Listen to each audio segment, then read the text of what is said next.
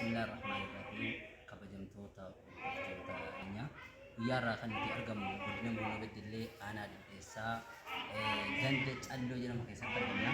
Ulamoota 14 lakkoofsaan gahan kampanniiwwan hunda fixanii bakka kana gahan jechuudha. Eebba isaanii irratti argamna guyyaarraa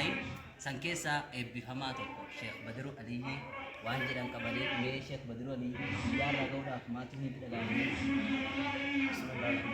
والصلاة والسلام على نبينا بعد ما بعد السلام وعليكم السلام يا رب لما تشوف الدارة يا رب ممكن بايت تجمعنا بايت تقولنا يروم أمانة ودا سبحان الله مرتاح رجوا أمانة ودا مرتاح بكر رسول الله عليه الصلاة والسلام عليه السلام بتنا بنشورا kopi jabara arra bakana yeme fadlu gammachuutti karabu kone dhagaama karabiraammoo amana guddaa way sun fudhataa jirra inshallah nama bakka angoo rabbiin waa taasisu baay'ee gammachuu guddaadhaaf olaanaan nutti dhagaama amiin amiin maashaallah sheekh gammachuu keessanii rabbisin ta'e sheekh Muddaa Haaris gammachuu keessan kanaan maal ibsitanii maal jettan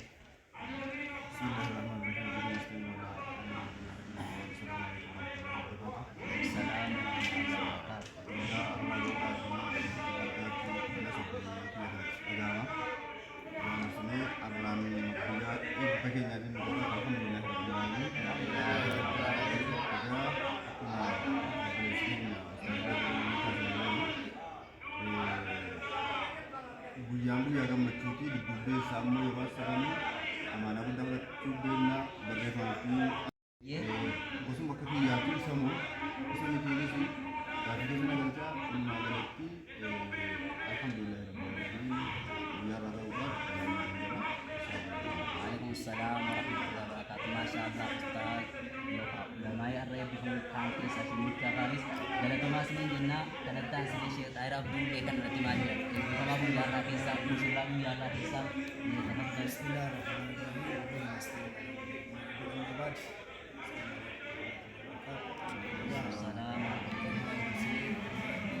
ini teman Anas kuliah kias tinggal kenapa guyana guyana ebati ebe rujun Allah Quran eba zalalan itu insyaallah niyana kenapa guyana guyana almaya anbiya arra ufani matar tibatanni insyaallah saat yang malakanni ila amma ad-dunya rajulanuti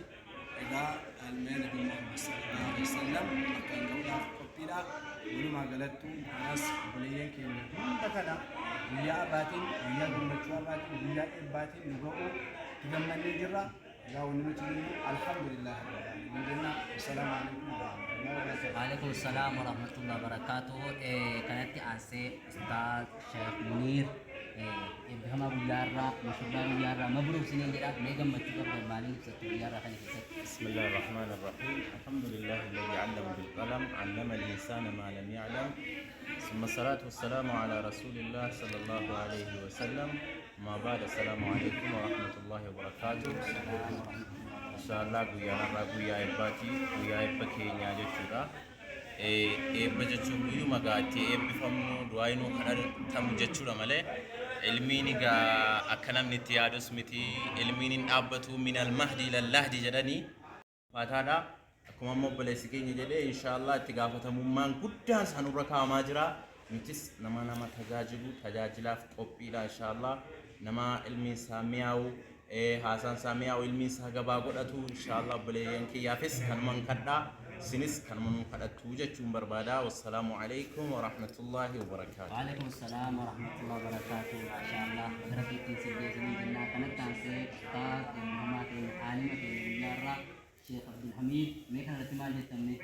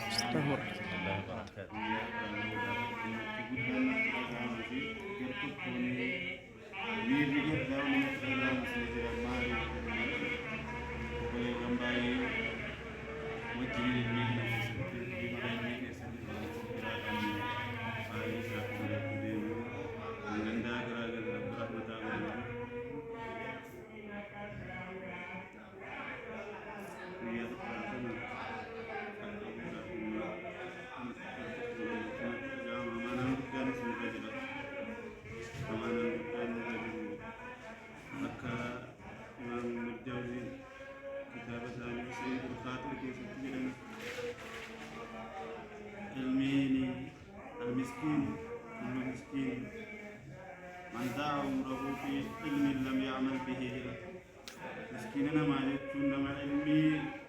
ittiin hin hojjenne keessatti umurii isaa qaalii sana fixeedha. Ittiin hin hojjenne qananii duniyaas immoo umurii isaa sana keessatti hin dabarsine inni ittiin hin hojjenne jedhan kanas akka rabbiin ilmii keenya ilmii amalaa nu godhu obboleewwan biyyaa bismillaa isiis akka duraanii barattanuu guyyaa irraa dhufaatiin jedhamu. Hidhamtoonni keenya hedduu waan jedhamu kana waliin